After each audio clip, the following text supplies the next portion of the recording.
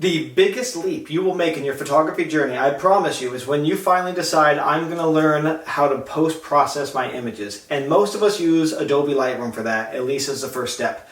Sometimes into Photoshop, but I understand it. The barrier to entry is ridiculous. I tried 3 times and gave up. The first time I couldn't figure out how to even get my photos into Lightroom, and the next time I couldn't figure out how to get it back out of Lightroom, and the whole time I was confused about what was going on.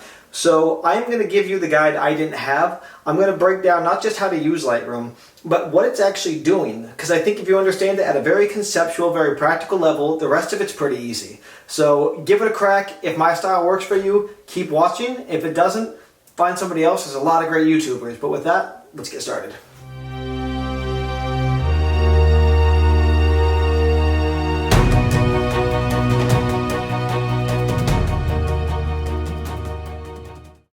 Alright guys, so here we are in the Lightroom software, and as you can see there's nothing really going on yet. There's no photos in here at the moment, and that's probably the step you are stuck on in the beginning. I know I was. How do I get my photos in here? Usually you go to File, Open, but alas, that's not exactly how it works with Lightroom.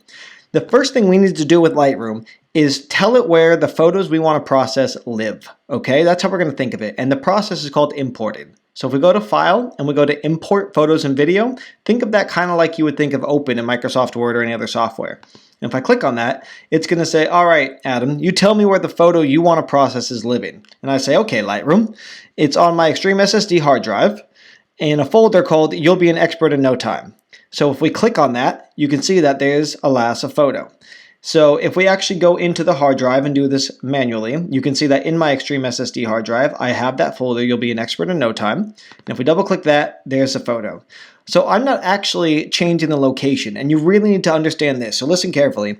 When you import a photo into Lightroom, you are not changing the physical or digital location of that photo. You're just telling Lightroom where to look to find that photo. So I've said, Lightroom, I need you to look at the folder You'll Be an Expert in No Time on this hard drive, and it says, okay, I got it. Or it will say that as soon as I actually click the import button.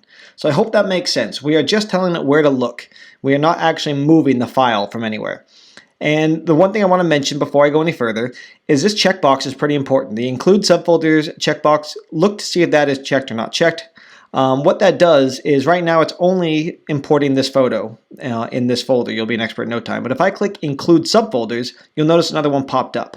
And the reason for that, I'll show you here first, is we have a subfolder. I named it I'm a subfolder. And if we go into that, there's another photo.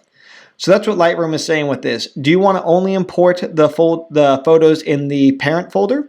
Or do you want to also include photos in every subsequent subfolder in that parent?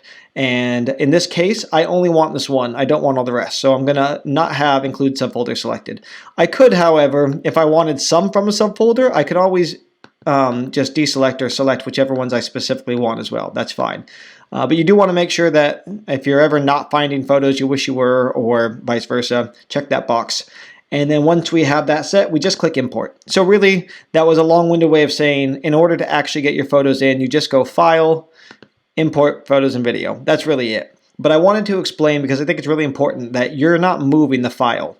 And as we edit it, as we process this photo, we're not actually affecting our raw file. So the next thing I did, which I probably should discuss, is I clicked the Develop module here at the top. So Library View is a fast way of scrolling through all the images that you have, in this case one, but if there was a bunch, they'd all be right here, and it would be a quick way of viewing them in case I just want to delete some or see what's on there. It's a quick way of doing that. Develop is when we actually process the image, and the reason it's zoomed in so tight is if you click, you can zoom in and out. So just literally just clicking anywhere to do that. So I'm going to go ahead and minimize this. I no longer need my develop modules. You have library, which you use for culling photos and to see what's in your timeline. Map, if your camera has GPS, you can actually see where the photos were taken if you're of interest, or if you're interested in that, I should say. And then there's some other stuff like printing for home printers and slideshows. But realistically, you are processing your photos in Develop module. And that's where you're going to spend 90% of your time.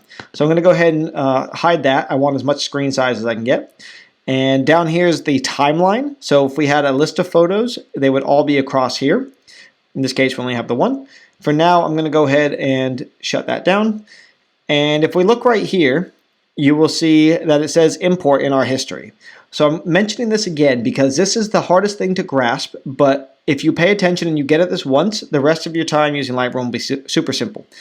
So here's the principle. When I make changes to the photo, if I drag my shadows up, you can see that now it said, okay, we're going to add 100 to the shadows. And I've said, yep, next we want to do 100 or so, 105, I guess, to the exposure. And it's noted that. And then I said, wait a minute, that's too much. Come down here. So it says, all right, drop that back 0.65. And then I said, nope, I was right the first time. Crank it higher, plus 1.9. So it's just literally keeping a list of the changes you make as you make them.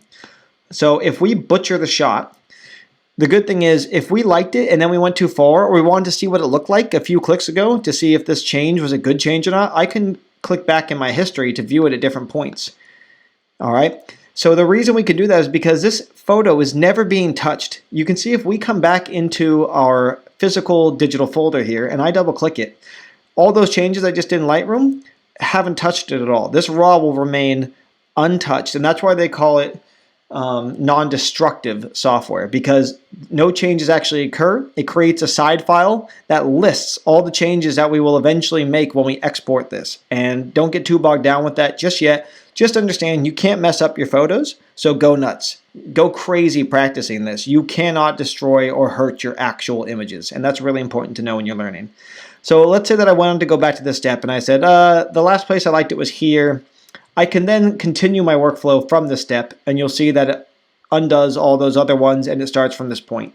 So again, I'll show that one more time. If I just crank a bunch of random sliders up, really doing a number on this photo, and I said, you know what, I think here was the last place I liked it.